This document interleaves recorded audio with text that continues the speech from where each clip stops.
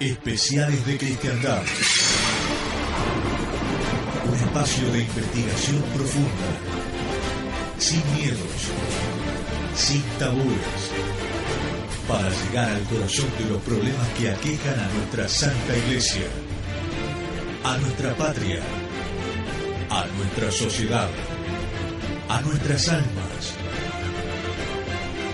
Todos los temas a fondo como solo Radio Cristiandad puede mostrarlos.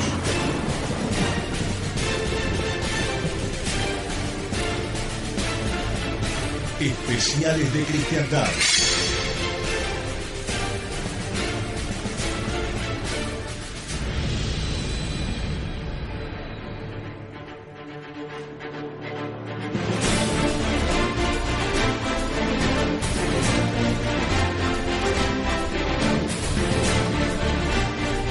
Estamos en Radio Cristiandad, en la voz de la tradición católica, compartiendo estos especiales de Radio Cristiandad junto al Padre Juan Carlos Seriani. Último bloque de esta visita del Padre Seriani aquí a nuestros estudios en este mes de marzo del año del Señor 2002. Aclaremos, dijo el Vasco. Le echaba por las dudas. Porque no vaya a ser cosa que después le pase algo, tenga que ir al tribunal a rendir cuenta y diga que yo lo chucié. Sí. Claro. ¿No? Ese es importante. No sería el primero, de todas maneras.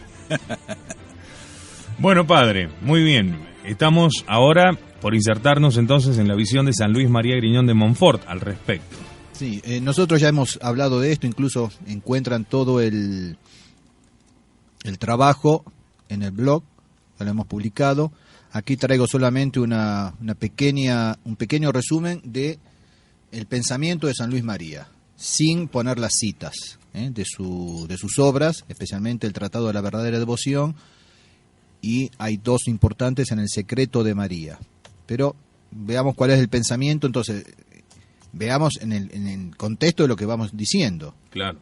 Es decir, estamos hablando del periodo de reflorecimiento, supuestamente periodo de restauración en la Iglesia, de que todavía estamos en Sardes, de que vendrá el periodo de reflorecimiento y luego, sí, recién el anticristo. Entonces veamos dónde sitúa San Luis María Griñón de Montfort el triunfo de la Santísima Virgen. Según la tesis de San Luis María Griñón, la manifestación de la Santísima Virgen estaba reservada para los últimos tiempos, como él lo afirma claramente en el Tratado de la Verdadera Devoción. San Luis María pone estos últimos tiempos en relación con la parusía o segunda venida de nuestro Señor. Vayan hilvanando, ¿no? Últimos tiempos en relación con la parusía. Porque podría decir, bueno, están separados. Claro. Una cosa son los últimos tiempos, otra cosa es la parusía. Estos últimos tiempos están relacionados por el santo con la plena manifestación de la Santísima Virgen y con el anticristo, y no con una época más remota. La verdadera devoción marial tiene una connotación apocalíptica esencial. Separarlas equivale a adulterar el mensaje de San Luis y a desnaturalizar la esclavitud mariana. San Luis María comienza su tratado relacionando sin ninguna duda el reino de Jesucristo y su parusía con la devoción a la Santísima Virgen María. Entonces vemos últimos tiempos, parusía, anticristo, reino de Jesucristo, devoción a la Santísima Virgen. Y entonces aquí puedo volver a la pregunta que usted me formulaba y por qué yo baso mi dogma y baso mi devoción, baso mi espiritualidad y mi accionar sobre la Sagrada Escritura, sobre la revelación, sobre el magisterio. Y aquí tenemos cómo San Luis María Griñón de Montfort recapitula todo esto. Entonces, para San Luis, la verdadera devoción marial tiene una connotación apocalíptica esencial.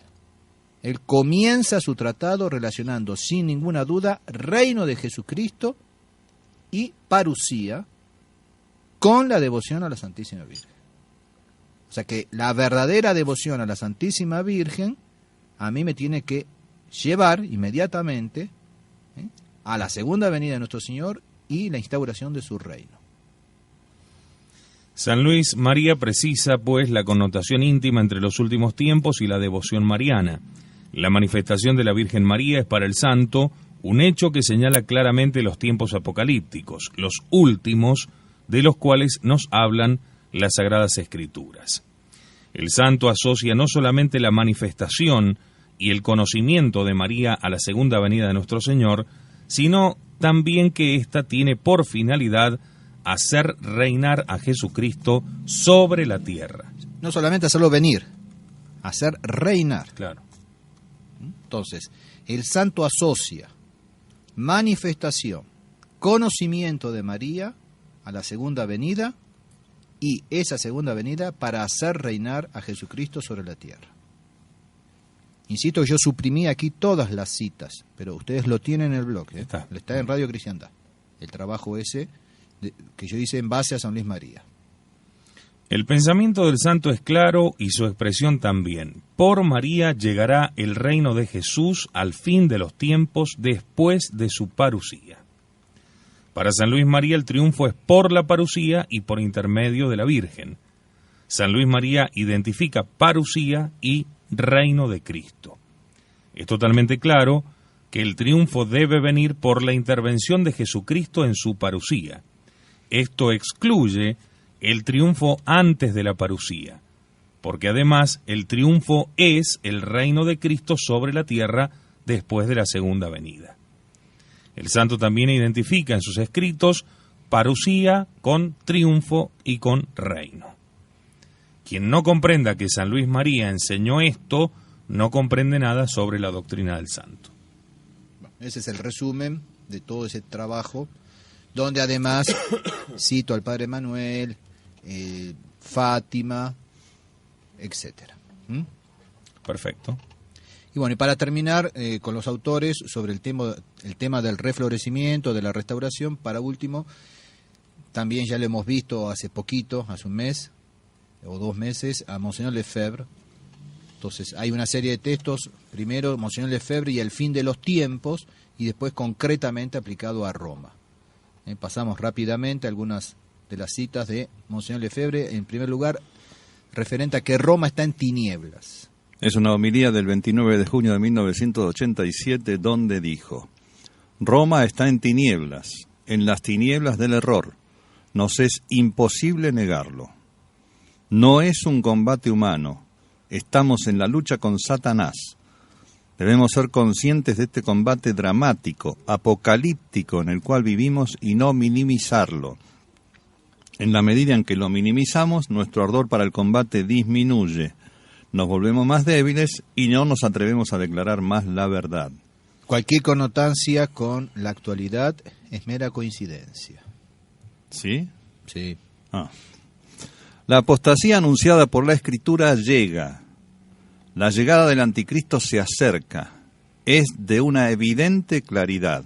Perdón, Monseñor Felé diría, la última vez que lo dijo fue en el 87. Sí. Claro. Pero vamos a ver que no. Bueno. Ante esta situación totalmente excepcional, debemos tomar medidas excepcionales.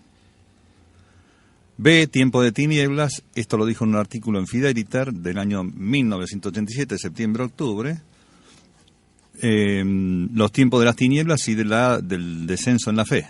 Uh-huh. Hemos llegado, y la firmeza en la fe. La firmeza en la fe. Tiempo de tinieblas que exigen una firmeza en la fe. Bien. Fermete. Dijo Monseñor Lefebvre, hemos llegado, yo pienso, al tiempo de las tinieblas.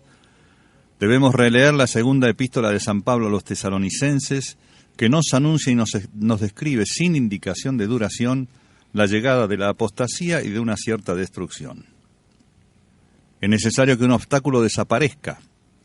Los padres de la Iglesia han pensado que el obstáculo era el Imperio Romano. Ahora bien, el Imperio Romano ha sido disuelto y el Anticristo no ha venido. No se trata, pues, del poder temporal de Roma, sino del poder romano espiritual que ha sucedido al poder romano temporal.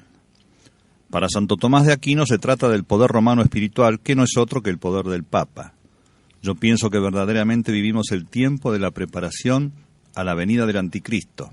Es la apostasía, es el desmoronamiento de nuestro Señor Jesucristo, la nivelación de la Iglesia en igualdad con las falsas religiones. El tercer punto se refiere a las dos bestias, o los dos congresos, es una homilía del 19 de noviembre de 1989. O sea que no fue la última vez en el 87. Bien. Y esta homilía es muy importante porque es para festejar los 60 años de sacerdocio de Monseñor Lefebvre. Muy bien. Me parece, dice Monseñor Lefebvre, que tenemos que reflexionar y sacar una conclusión ante los acontecimientos que vivimos actualmente, que tienen bastante de apocalípticos. No debemos olvidar, con ocasión de estos acontecimientos, las previsiones que han hecho las sectas masónicas y que han sido publicadas por el Papa Pío IX. Ellas hacen alusión a un gobierno mundial y al sometimiento de Roma a los ideales masónicos. Esto hace ya más de 100 años. Sabemos muy bien que el objetivo de las sectas masónicas es la creación de un gobierno mundial con los ideales masónicos, es decir, los derechos del hombre, la igualdad, la fraternidad y la libertad, comprendidas en un sentido anticristiano contra nuestro Señor. Esos ideales serían defendidos por un gobierno mundial que establecería una especie de socialismo para uso de todos los países y a continuación un congreso de las religiones que las abarcaría todas, incluida la católica, y que estaría al servicio del gobierno mundial como los ortodoxos rusos están al servicio del gobierno de los soviets. Habría dos congresos, el político universal que dirigiría al mundo y el congreso de las religiones que iría en socorro de este gobierno mundial y que estaría evidentemente a sueldo de este gobierno. Corremos el riesgo de ver llegar estas cosas. Debemos siempre prepararnos para ello. Ahora bien, la prédica actual de las autoridades de la fraternidad, ¿nos preparan para ello? No, porque esta es otra época que va a ser superada. Otra crisis que se va a solucionar. Ahora, más en particular, Monseñor Lefebvre tiene otros textos también esclarecedores respecto de Roma. Uno primero, Roma ha perdido la fe y está en la apostasía. Conferencia en el Retiro Sacerdotal del 4 de septiembre de 1987, publicado en Les Ailes de la Terre, número 31, en el invierno de 1999-2000. Yo digo, Roma ha perdido la fe, mis queridos amigos. Roma está en la apostasía. Estas no son simples palabras, no son palabras vacías las que digo. Vamos a escuchar a Monseñor Lefebvre. Rome a perdu la foi, mes chers amis. Rome est dans l'apostasie. C'est pas des paroles, c'est pas des mots en l'air que je vous dis, c'est la vérité. Rome est dans l'apostasie. On ne peut plus avoir confiance dans ce monde-là. Il a quitté l'Église, il quitte l'Église. C'est sûr. Repetimos entonces traduciendo. Yo digo, Roma ha perdido la fe, mis queridos amigos. Roma está en la apostasía. Estas no son simples palabras, no son palabras vacías las que digo, es la verdad. Roma está en la apostasía. Ya no podemos tener confianza en ese mundo. Salió de la iglesia, salieron de la iglesia, salen de la iglesia. Es seguro. Ahora, alguien podrá decir, bueno, esto lo dijo el 4 de septiembre del 87 y sin embargo después entró en negociaciones, aceptó que viniese un enviado de Roma para supervisar todas sus obras, llegó a firmar y sí, fue más lejos de lo que en realidad tendría que haber ido. Y lo dijo después. Y entonces es Monseñor Lefebvre el que hay que seguir. Él mismo lo dijo. Si él hubiese continuado con esas conversaciones que inició y que nunca tendría que haber iniciado, digo yo, hubiese sido la operación suicidio. Y hoy en día Monseñor Felé hace exactamente lo mismo. Con el agravante, si se quiere, dos agravantes. Primero, él no es Monseñor Lefebvre, con todo lo que eso implica. Y además, eso lo sabe doña Rosa, la vecina de enfrente, la experiencia es la madre de la vida. Quien se ha quemado con leche ve venir la vaca y sale corriendo. Agreguémosle un tercer agravante y es que el interlocutor es el mismo. Ratzinger. Entonces, Roma ha perdido la fe.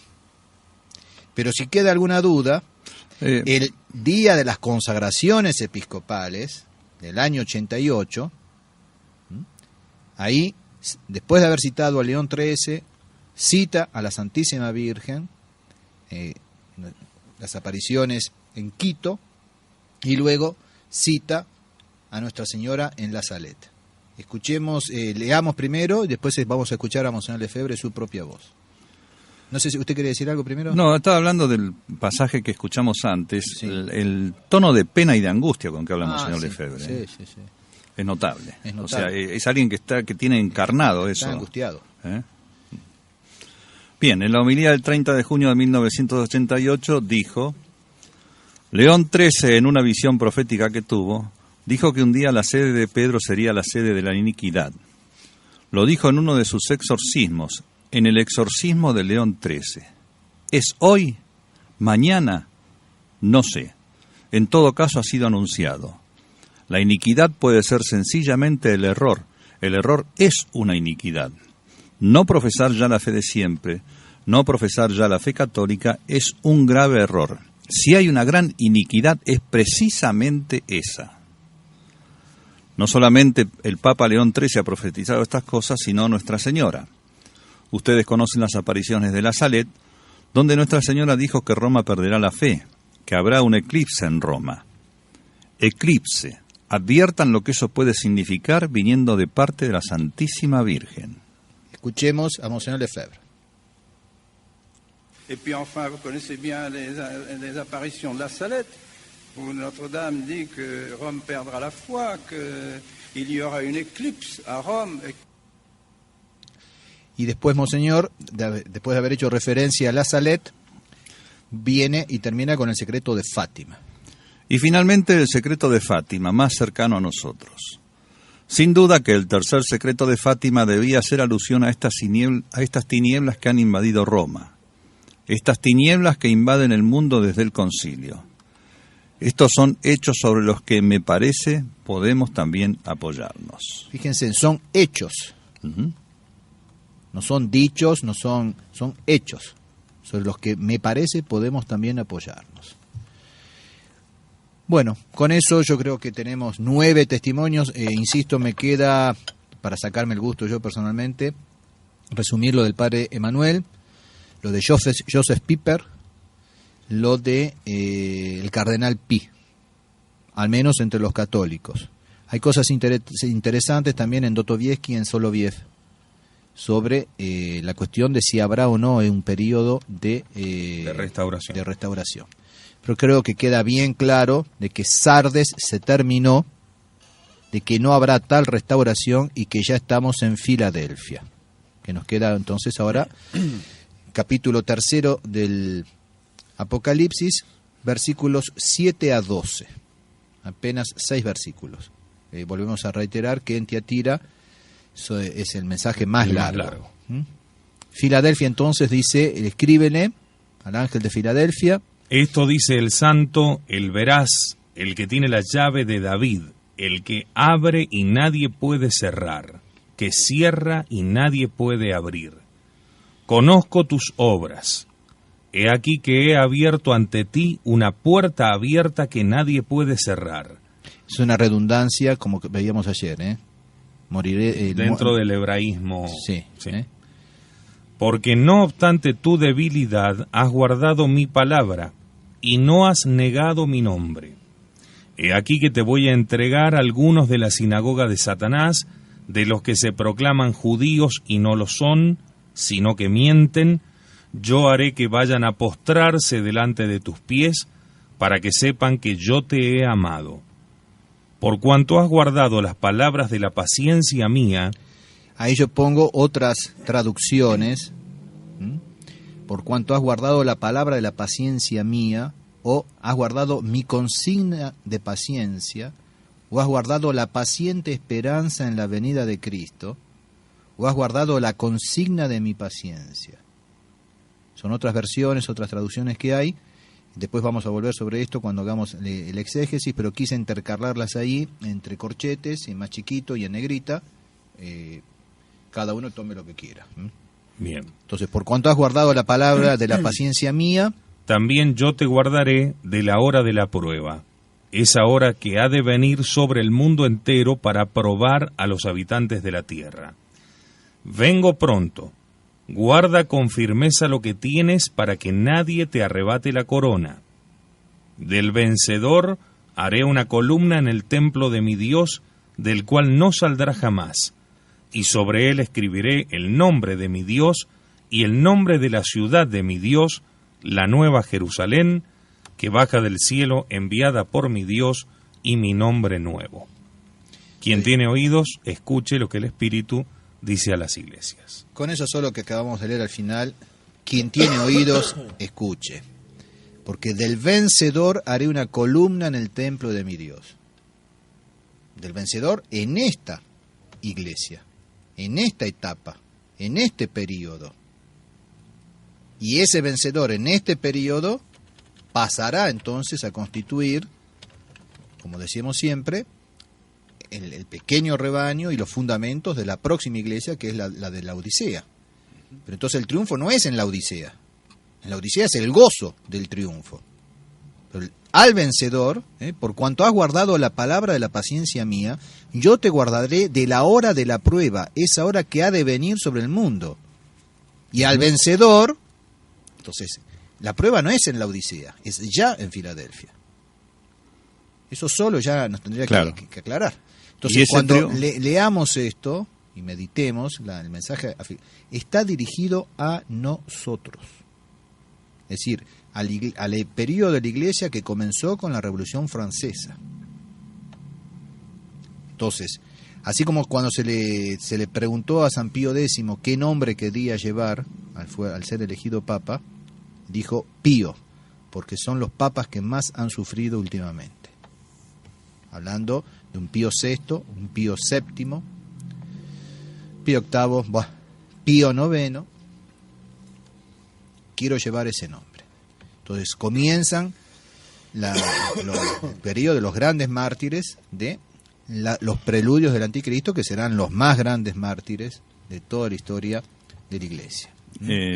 O sea, el pequeño resto es la reliquia de la iglesia de Filadelfia, que después queda en la iglesia de la Odisea a pleno. Bueno, veamos un poco las interpretaciones que hay sobre esto. Según San Victorino, Filadelfia representa la humildad de la iglesia en el siglo y firme fe en las Escrituras. Según San Alberto Magno, la abierta maldad de los cristianos, el tiempo del anticristo y la conversión de los judíos. Para el padre Castellani, la iglesia de la parusía, quizás esta misma época de la era atómica. Todo esto lo hemos visto el mes pasado en la introducción general. Lo que caracteriza a la carta de Filadelfia, que significa amor a los hermanos, son dos cosas bien claras y graves: la conversión de los judíos y la inminencia de la tentación mundial. Al final de ella se halla la frase típica «vengo pronto» y la mención de la Nueva Jerusalén, que es el final del Apocalipsis. Esto dice el que es. Jesucristo invoca aquí no solamente su conocimiento y veracidad de profeta, sino también su poder discriminatorio. Goza del poder supremo. Pedro es su vicario. Esta expresión reviste sentido mesiánico y está tomada de Isaías 22:22. Jesucristo nos es presentado ejerciendo las funciones de primer ministro en el reino de Dios, tiene el poder y la autoridad suprema para admitir o excluir a cualquiera de la nueva ciudad de David y de la nueva Jerusalén. En Filadelfia se adoraba al dios de las puertas, Jano, que tenía una llave en sus manos. San Juan alude a ese ídolo diciendo: solo Cristo tiene la llave para abrir y cerrar la puerta del reino.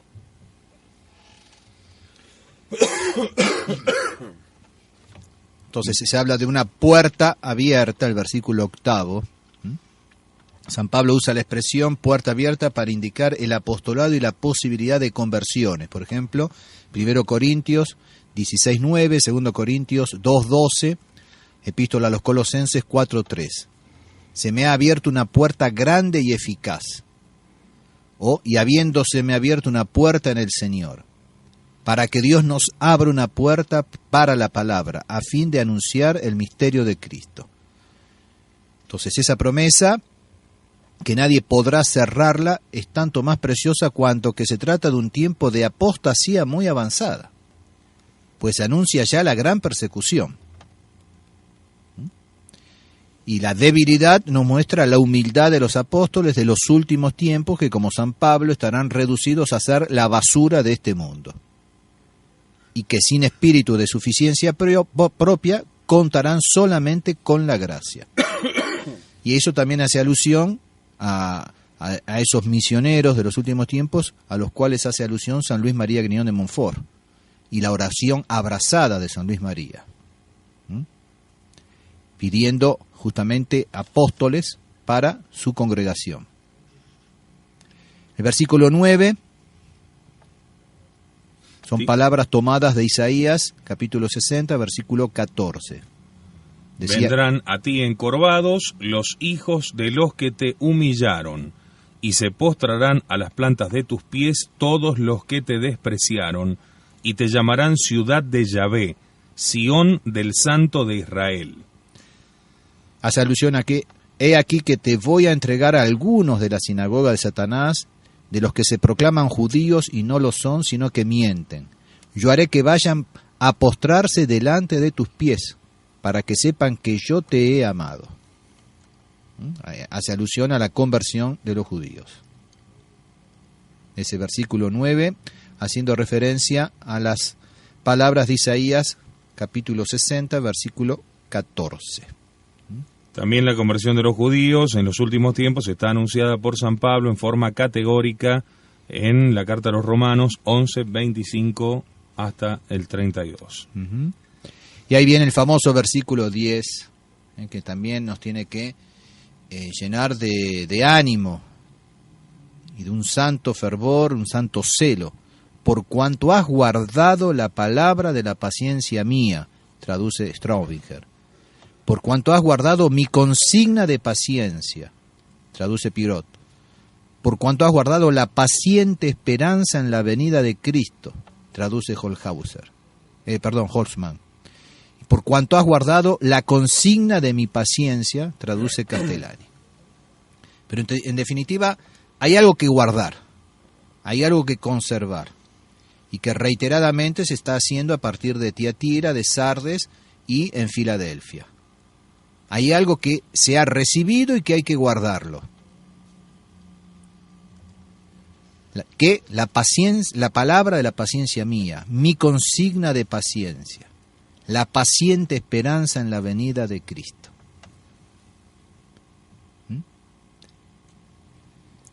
Que es para esta iglesia, no es para la otra. Pues ya no, el mensaje estaría en la otra. Si Cristo viene en la Odisea, ¿para qué poner aquí cuando todavía faltan 2 versículos muy importantes? Este versículo abre las perspectivas de la vasta persecución de la cual va a tratar el capítulo 13 del Apocalipsis. Y a diferencia de la tentación de 10 días de la segunda iglesia, esta es universal. Recordemos que los 10 días correspondían a las 10 persecuciones. A las 10 persecuciones de los emperadores. Y que en muchos casos fueron locales, no fueron en todo el Imperio Romano. Claro. Ni en todo el mundo tampoco. Según Straubinger, la de Filadelfia precede a la última iglesia, en la cual se consumará el misterio del mal con el anticristo. Este periodo es semejante al nuestro y a él se refieren las grandes promesas hechas a los que guardan la palabra de Dios en medio del olvido general de ella. El vencedor será así revestido de blancas vestiduras, y no borraré su nombre del libro de la vida, sino que confesaré su nombre delante de mi Padre y de sus ángeles.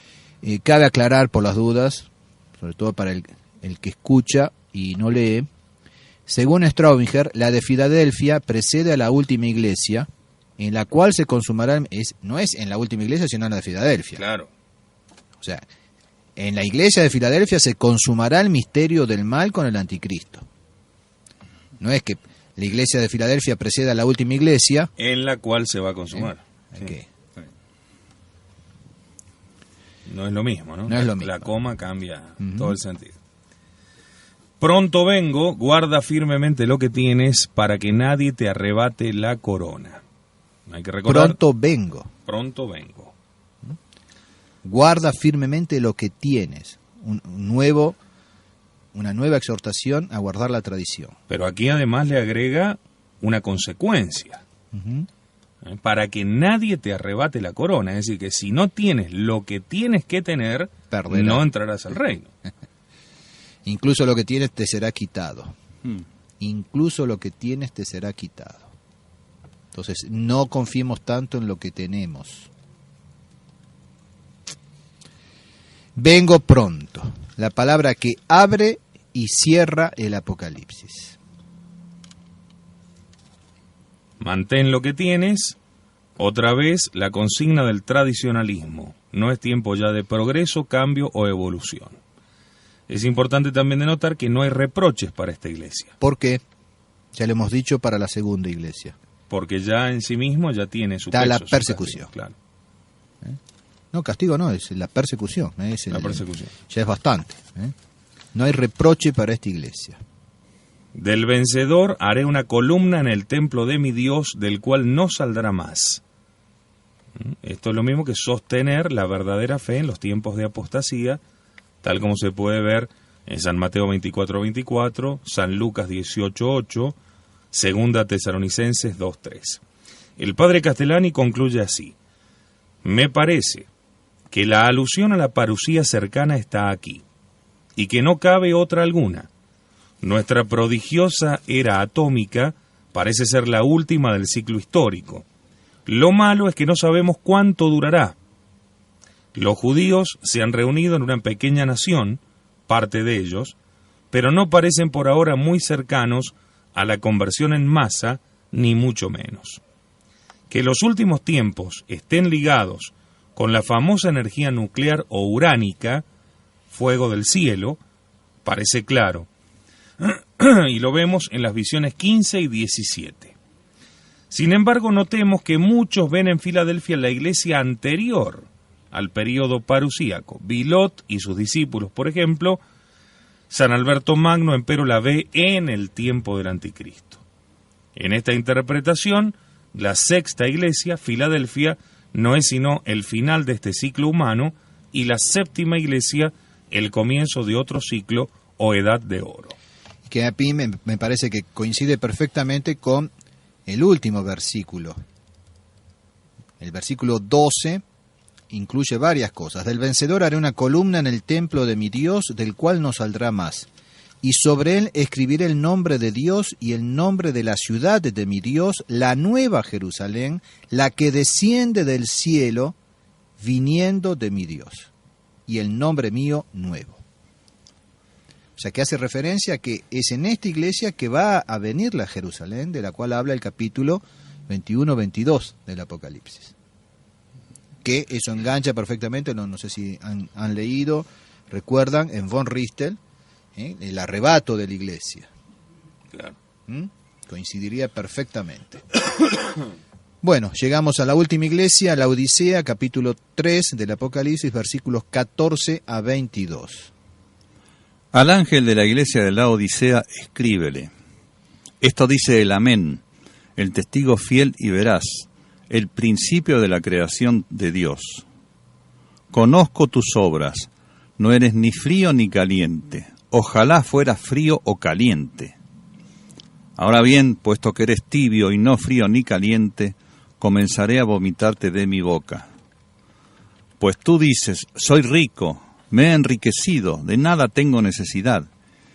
Y no sabes que eres un desdichado y miserable y mendigo y ciego y desnudo.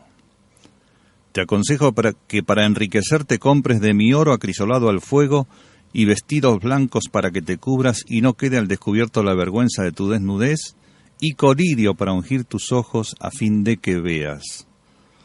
Yo a los que amo los reprendo y castigo. Ten pues ardor y conviértete. Mira que estoy a la puerta y golpeo. Si alguno oyere mi voz y me abriere la puerta, entraré en su casa y cenaré con él y él conmigo. Al vencedor le concederé sentarse conmigo en mi trono, así como yo también vencí y me senté con mi Padre en su trono. Quien tiene oídos, escuche lo que el Espíritu dice a las iglesias. Bueno, entonces según el padre Castellani, La Odisea no puede ser sino la iglesia de los 1000 años, o sea, desde el retorno de Cristo hasta el juicio final. Y agrega, lástima que esta interpretación es la que dan los llamados milenistas, que entienden literalmente y no alegóricamente el capítulo 20. O sea, lástima porque nos meten a todos dentro de la misma bolsa sin distinguir. Los otros ponen esta iglesia antes de la parusía, se encuentran rasgos que le convienen muy bien también. La Odisea significa juicio de los pueblos, que puede referirse al juicio final, pero también puede tener el sentido del juicio dado a los pueblos, o sea, el gobierno democrático. Papá. San Hipólito Mártir dice en su comentario que en los últimos tiempos los reinos serán democracias, gobiernos sedicentes del pueblo. De esas profecías nadie habla, no, nadie las cita.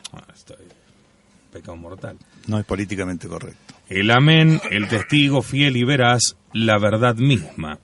En Isaías 65:6 se dice el Dios de amén. Cristo es llamado el veraz, también en muchos otros lugares.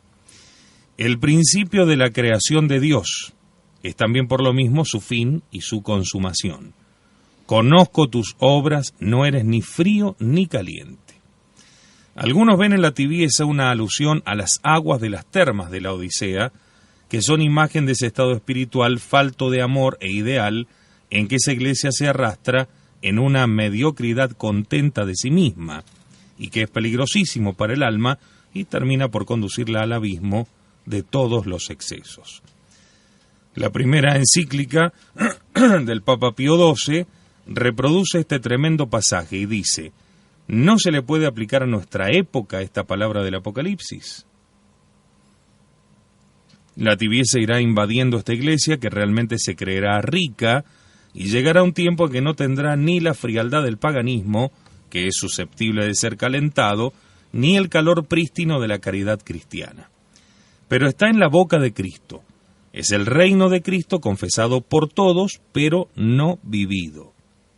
Una cosa fría puede comerse y puede calentarse. Es una cosa natural y en cierto modo sana.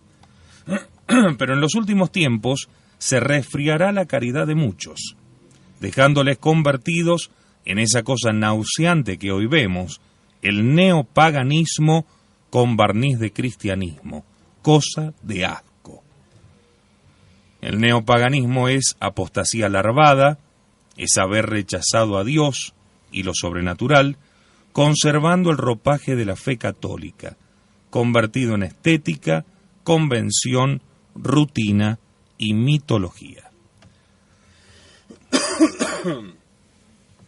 Sigue diciendo, de este caldo surgirá el anticristo, que será la violenta expulsión de la boca de Dios de todas esas aguas muertas. Esta amenaza corresponde a la gran apostasía anunciada por San Pablo y por el mismo Jesucristo. Vomitarlo Dios a uno de su boca es la peor amenaza. Menos mal que no dice te vomitaré, lo cual sería la condenación total, sino comenzaré a vomitarte. Por suerte el vómito no se consumará. Los que hagan penitencia serán salvos a través de terribles dolores. Pues tú dices, yo soy rico, yo me he enriquecido, de nada tengo necesidad, y no sabes que tú eres desdichado y miserable y mendigo y ciego y desnudo. Todo eso hace referencia, ¿no sé? Porque uno puede confundirse o... Es evidentemente la última iglesia, no es profecía hasta que no comience bien a cumplirse, pero es perfectamente compatible ese aparente, ¿no es cierto?, volver para atrás del padre Castellani. O sea, si ya vino el anticristo, ya fue vencido, entonces viene el reino milenario, pero puede perfectamente, justamente en ese reino milenario, suscitarse esa tibieza que provocará que el demonio, no ya el anticristo, sino el demonio, sea soltado por un tiempo, que reúna todo un ejército, Gog y Magog, de las 4 puntos de... Todo eso está en el capítulo 20 del Apocalipsis, en su momento lo veremos, y el ejército, el campamento de los católicos, de los cristianos, es rodeado, pero no llega a entablarse guerra. Hay rumores de guerra y finalmente nuestro Señor termina por reducir definitivamente y encarcelar para siempre en el infierno al demonio. Pero esa última iglesia también nos da, y ese capítulo 20 del Apocalipsis, después del reino milenario, nos da a entender que habrá un tiempo de paz, habrá un tiempo de prosperidad, pero habrá una cierta relajación a punto tal que nuestro Señor estaría por vomitar a sus justos, ¿no es cierto? Y para escarmentarlos, suelta nuevamente al demonio, que reúne un ejército de los 4 puntos, pero no llega a entablarse el combate. Y ahí ya es la Jerusalén celestial definitiva. Quien vea, verá. A quien le toque la época. De todas maneras, es indudable, a nadie se le escapa, que ni siquiera el padre Castellani logró visualizar con prontitud, así como se ve claramente en las otras iglesias, posiblemente porque se ven una vez pasado el hecho, y nosotros estamos en ese transcurrir, y se haga difícil. Pero hay notas que coinciden de nuestra época con la Odisea y notas que coinciden con Filadelfia. Es decir, está mezclado, porque tampoco se nos puede escapar demasiado que el reino milenario es un reino de gloria, es un reino de santidad, de abundancia de la gracia, no es el reino de los salvados, hay viadores también obviamente, y que correspondería esta imagen a una última porción de aquel milenio. Milenio por llamarle de algún modo, esos 1000 años. Y que sin embargo no coincide con, digamos, o coincidiría mejor con nuestra actual visión, ese ser miserable, desdichado, mendigo, ciego, desnudo, dice: yo soy rico, no necesito de Dios, ¿no? Yo me he enriquecido, de nada tengo necesidad, y no sabes que tú eres desdichado. Por eso me parece que hay notas coincidentes y que no se logra dilucidar en cuál de las dos estamos.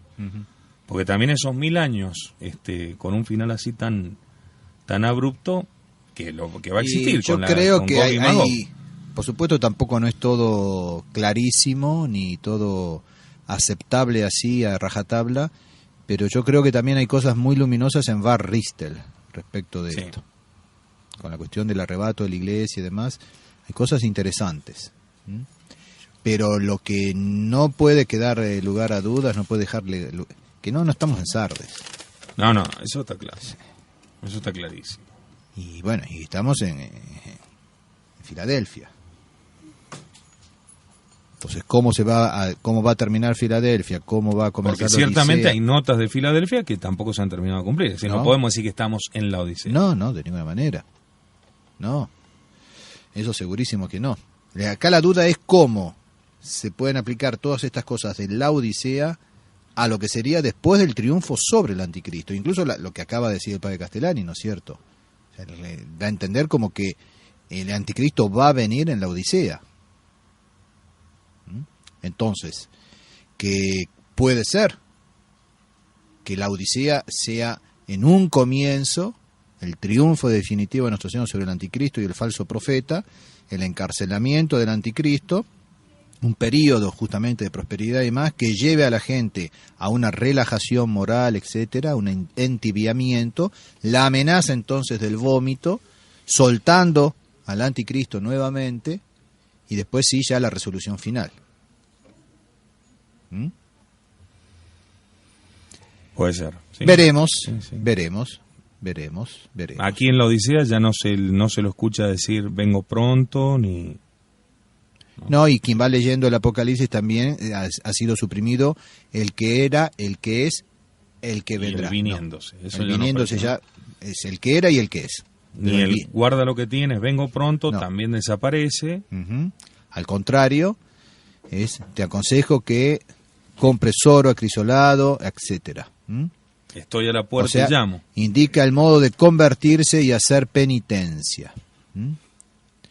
Bueno, y da toda una serie de indicaciones así sobre la exégesis, lo que significa el colirio, los vestidos blancos, etcétera. Y termina con esa admonición: yo reprendo y castigo a todos los que amo.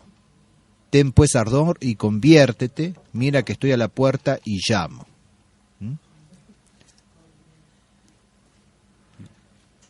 Y otra vez la mención de la venida,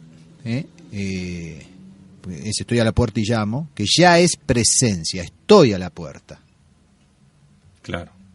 La mención a la venida ya es presencia, estoy a la puerta. No es vengo pronto, no, estoy a la puerta. Y si alguno oyere mi voz, etcétera, entrará, cenará conmigo, al vencedor le haré sentar conmigo en mi trono, así como yo vencí, me senté en el trono de mi Padre. Cristo promete aquí lo definitivo, la cena. El último acto del día, su propio trono, que está también en el Evangelio, de las parábolas del festín, etc. Bueno, con eso terminamos la primera visión, la de las 7 cartas. Si quieren vemos rapidísimamente. Ahí yo intercalé, para entender bien, la división del Apocalipsis. Pasamos ahora, es interesante tener eso con el cuadro aquel que ustedes han puesto en PDF, ¿no es cierto? ¿Está el mes pasado? Sí. O sea, el esquema el plan. El plancito con las llaves. Con reiteradamente las divisiones en 7. Entonces los 7 sellos, las 7 trompetas, los 7 cuadros, las 7 copas, 7 visiones para reconfortar y dar ánimo. Y la segunda visión nos va a presentar el lugar de las decisiones divinas. Esto es muy interesante y nos va a presentar el libro de los sellos y al Cordero. Son el capítulo 4 y 5 del Apocalipsis. Entonces, después de haber visto lo que pasa en las 7 iglesias, comenzamos a considerar lo que sucederá. Y antes de comenzar con las pruebas y las sanciones, tiene lugar una visión para reconfortar. Esto ya lo hemos dicho en la introducción general.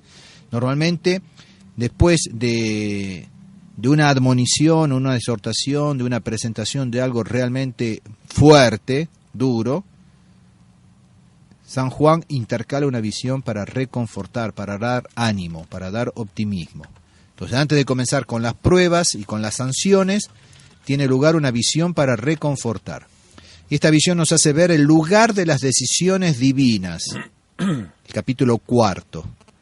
El libro de los 7 sellos, que abrirá el Cordero, muerto y resucitado, en el capítulo 5. Entonces, el capítulo 4 nos muestra el trono de Dios. Una visión magnífica, que realmente hay que leerla, hay que meditarla y en los momentos justamente a lo mejor de desánimo, volver aquí, a este capítulo 4 del Apocalipsis, del cual hay una parte que está tomada justamente en la fiesta de Cristo Rey.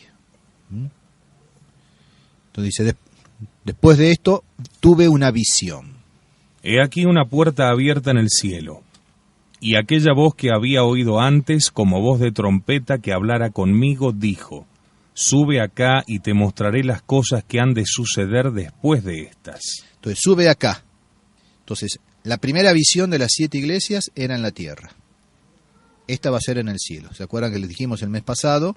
Algunas visiones son en la tierra, otras en el cielo y otras en un lugar intermedio. Aquí no. Sube acá, te mostraré las cosas que han de suceder después de estas. Al instante me hallé allí en espíritu.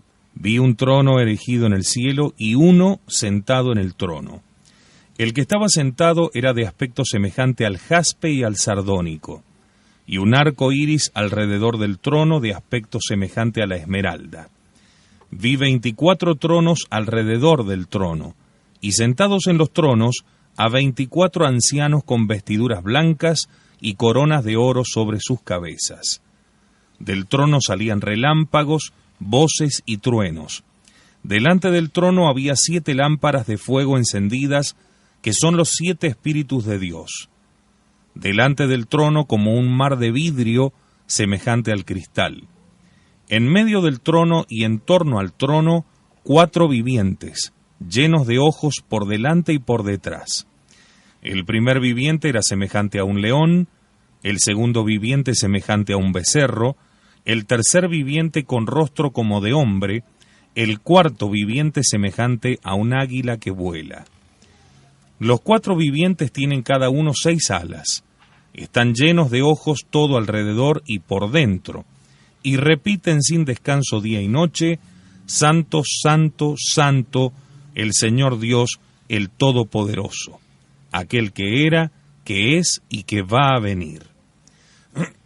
Y cada vez que los vivientes dan gloria, honor y acción de gracias al que está sentado en el trono y vive por los siglos de los siglos, los 24 ancianos se postran ante el que está sentado en el trono y adoran al que vive por los siglos de los siglos, y deponen sus coronas delante del trono diciendo: Eres digno, Señor y Dios nuestro, de recibir la gloria, el honor y el poder, porque tú has creado todas las cosas.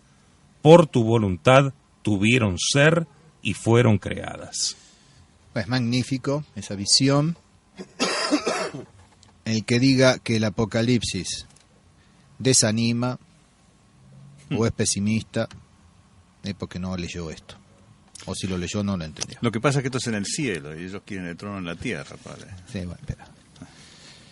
Entonces estos dos capítulos, tanto el cuarto como el quinto, se inspiran en los profetas, especialmente en Isaías, el capítulo 6, Ezequiel, el capítulo 1, y Daniel, el capítulo 7. Yo puse ahí las citas de Isaías, de Ezequiel y sobre todo de Daniel. Ya quedarán ahí para no tener necesidad de ir a buscarlas. Consideremos que el rapto de San Juan al cielo dura hasta el fin del capítulo 9. O sea, todo el capítulo 4, 5, 6, 7, 8 y 9. Y le dice que suba al cielo para contemplar las cosas que han de suceder. Esas cosas que han de suceder comenzarán en el capítulo 6. Después de la visión, capítulo 4 y 5, comenzarán las cosas con la apertura de los sellos. Inmediatamente en el capítulo 5 él va a ver el libro de los 7 sellos. Igual expresión utiliza Daniel, el capítulo 2, versículos 29 y 45, y tal parece ser el objeto principal del Apocalipsis en cuanto profecía. Hay que confrontar 1.19, ya lo hemos visto: escribe pues lo que hayas visto, o sea, la visión introductoria, lo que es, lo contenido en las 7 cartas, y lo que debe suceder después de esto. Es decir, el objeto de la nueva visión que comienza en el capítulo 4. Hay que tener en cuenta esto, o sea, volver, decir, bueno, escribe lo que hayas visto. Visión introductoria, capítulo 1, versículos 12 a 16. Lo que es, lo que está sucediendo, las 7 cartas a las iglesias que ya hemos visto, lo que debe suceder después de esto, capítulo 4, 5, que comenzará en el capítulo 6. Bueno, y esta segunda visión, que ya hemos leído el texto, se abre con lo que los judíos llamaban la gloria de Dios, es decir, el trono de la deidad rodeada de símbolos majestáticos. Esta visión permanece como trasfondo durante todo el curso de la profecía, marcando su carácter. Son los sucesos del mundo a la luz del gobierno divino. Es decir, empezarán a partir del capítulo 6, con la apertura de los sellos, lo que pasa en el mundo, pero tal como se ve desde el cielo. Entonces eso también nos tiene que justamente dar ánimo. Esto está presente a Dios. Claro. Esto que estamos viviendo hoy nosotros, el 6º sello, ya está desde toda la eternidad en la mente de Dios. Dios ya lo sabe y nos lo ha querido revelar para que lo supiéramos. Y por eso dice que permanece como trasfondo durante todo el curso de la profecía, marcando su carácter. Son los sucesos del mundo a la luz del gobierno divino. En los ancianos han visto los santos padres a los 12 patriarcas y los 12 apóstoles, los representantes y reyes de la historia religiosa del mundo. Los animales o vivientes aparecen como seres celestiales semejantes a aquellos que vieron los profetas como serafines y querubines. Los innumerables ojos significan su sabiduría, las alas la prontitud con que cumplen la voluntad de Dios. Más tarde se comenzó a tomarlos como símbolos de los 4 evangelistas. sus rostros se acomodan al inicio de sus respectivos evangelios. Eso lo saben, ¿no? Sí. Bueno, o sea que San Mateo es el hombre, San Marcos es el león, San Lucas es el toro y San Juan el águila. Después viene ya el capítulo 5 y acá tenemos que ir haciendo separaciones porque hemos visto el lugar donde sucede el dictamen de Dios. Ahora, capítulo 5, los primeros 5 versículos, el libro de los 7 sellos. Y dice así: Vi también en la mano derecha del que está sentado en el trono un libro escrito por dentro y por fuera, sellado con 7 sellos. Y vi a un ángel poderoso que proclamaba con fuerte voz: ¿Quién es digno de abrir el libro y desatar sus sellos? Pero nadie era capaz, ni en el cielo, ni en la tierra, ni bajo tierra, de abrir el libro, ni aun fijar los ojos en él. Y yo lloraba mucho porque no se había encontrado a nadie digno de abrir el libro, ni fijar sus ojos en él. Pero uno de los ancianos me dijo: no llores, mira, ha triunfado el león de la tribu de Judá, el retoño de David. Él podrá abrir el libro y sus 7 sellos. Entonces, después de ese escenario majestuoso, San Juan pone en dramático movimiento su visión. Aparece el libro con los 7 sellos. Ese libro, enseña el padre Castellani, contiene los planes de Dios sobre el mundo. El ángel que tantas veces intervendrá es el espíritu de profecía. Entonces nadie era capaz de abrir, de desatar esos sellos, salvo el retoño de David, el león de la tribu de Judá, es decir, nuestro Señor. Versículos 6 y 7, entonces aparece ahora el cordero degollado. Entonces vi de pie en medio del trono y de los 4 vivientes y de los ancianos un cordero como degollado. Tenía 7 cuernos y 7 ojos, que son los 7 espíritus de Dios enviados en misión por toda la tierra. Y se acercó y tomó el libro de la mano derecha del que está sentado en el trono. Entonces veamos cómo San Juan sustituye la apelación de Cristo, Hijo del Hombre, por la de Cordero muerto y resucitado. La redención ya fue operada. Cristo delante de Caifás ya se había declarado Hijo de Dios. Ahora es el Cordero que, muerto y resucitado, es el león de la tribu de Judá que ya ha vencido. El Cordero y el libro significan el dominio profetal de Cristo sobre todos los acontecimientos históricos y su triunfo y reino final. Están los 7 sellos. Ya lo verán después, el mes próximo, si Dios quiere, la visión esta de los 7 sellos. Y los 7 cuernos son símbolo del poder perfecto, los ojos de la total sabiduría. Es decir, la plenitud del poder y de la sabiduría. Si a eso le agregamos bondad, o sea, Cristo tiene el poder de la sabiduría, sabe todo, Él puede todo, y como tiene también la suma bondad, es la bondad, también quiere hacer el bien. Y eso está representado en ese Cordero, plenitud de poder y de sabiduría. Y ahora vienen esos versículos 8 a 14, el capítulo 5, magnífico. También ya hemos asistido a esa escena latréutica, ¿no es cierto?, de adoración en el cielo, de fundamentalmente Dios Padre, aunque están implicados el Espíritu Santo y el Hijo, en esa visión del capítulo 4, y ahora vemos sobre todo la adoración del Cordero, y aquí también una vez más la referencia a Cristo Rey. Cuando lo tomó, los 4 vivientes y los 24 ancianos se postraron delante del Cordero. Tenía cada uno una cítara y copas de oro llenas de perfumes, que son las oraciones de los santos. Y cantaban un cántico nuevo diciendo: Eres digno de tomar el libro y abrir sus sellos, porque fuiste inmolado y compraste para Dios con tu sangre hombres de toda tribu, lengua, pueblo y nación.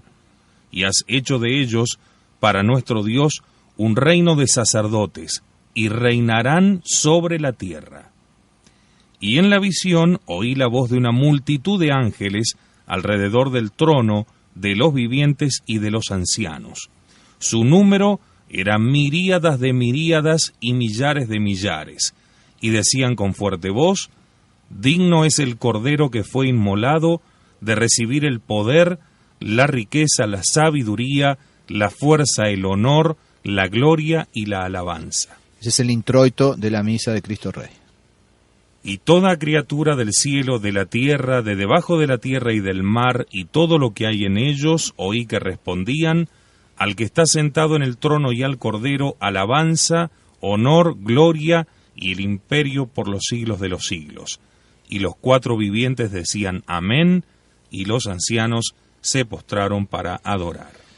Entonces, cuando asistamos a nuestras pobres ceremonias litúrgicas, cada vez más pobres en la tierra, por más que estén revestidas de magnificencia y fuesen en una catedral y con toda la pompa de la liturgia romana, no dejan de ser pobres. Bueno, esta es la liturgia a la cual estamos invitados a participar un día. Pero eso se prepara desde ahora. Entonces, cuanto más pobres tengan que ser hoy por hoy debido a la persecución y a la apostasía de la iglesia oficial y a la traición de la tradición, pues todo eso es consecuencia, bueno, con más razón tenemos que anhelar de asistir un día a esta liturgia celestial. Y estamos invitados a ello. Y tal vez lo que tengamos que sufrir, lo que estamos sufriendo en estos momentos, y tal vez, si lo sabemos aceptar bien y aprovecharlo, nos merezca el participar un día de ahí. Entonces el Cordero va a abrir los sellos y va a revelar el futuro. Y con esa ceremonia latréutica inaugura San Juan la lectura del libro, es decir, la revelación. O sea, ese mismo Apocalipsis. El Apocalipsis. Entonces las visiones de San Juan tienen un prólogo en el cielo, el más solemne y repicado que se puede imaginar. Su procedencia es directa de Dios, su alcance es universal. Y desde el comienzo de la apertura de los sellos hasta la Nueva Jerusalén, del capítulos 21 y 22, se van a desenvolver símbolos de sucesos trascendentes que realmente comprometen al cielo con la tierra. Y Dios mediante empezarán a verlos con el Padre Grosso dentro de un mes, con la visión del libro de los 7 sellos. Muy bien. Bueno, muchas gracias, Padre. Al contrario, por esta visita aquí en los especiales de Radio Cristiandad. Hoy hay misa, hoy ya se va. Ya me voy, sí, ya me voy, pero vuelvo dentro de 10 días, así que tengo que ir a arreglar un poco mis cosas y el sábado 31, Dios mediante, estoy de vuelta. Perfecto, muy bien. Misa hoy a las 18. 18 en la casa de la familia Ledesma. La casa de la familia Ledesma, muy bien. Muchas gracias, le pedimos su bendición para terminar con estos especiales. Que Dios los bendiga, como digo siempre, que la Santísima Virgen los proteja y que el buen San José los guíe. Muy bien, muchas gracias, Luis Manzano. Pues gracias a ustedes. Muchas gracias también a todos los que han estado conectados, preguntando y demás a través de los distintos métodos para estar conectados con la radio. Muchas gracias. Será entonces hasta el próximo encuentro aquí en Radio Cristiandad con los especiales.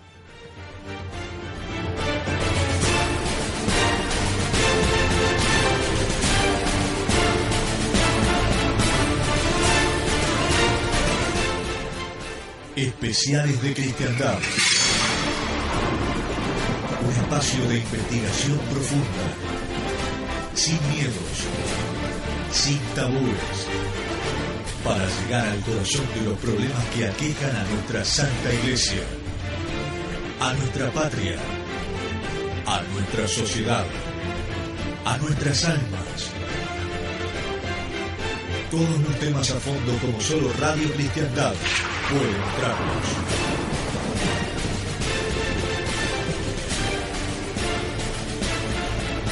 Especiales de Cristiandad.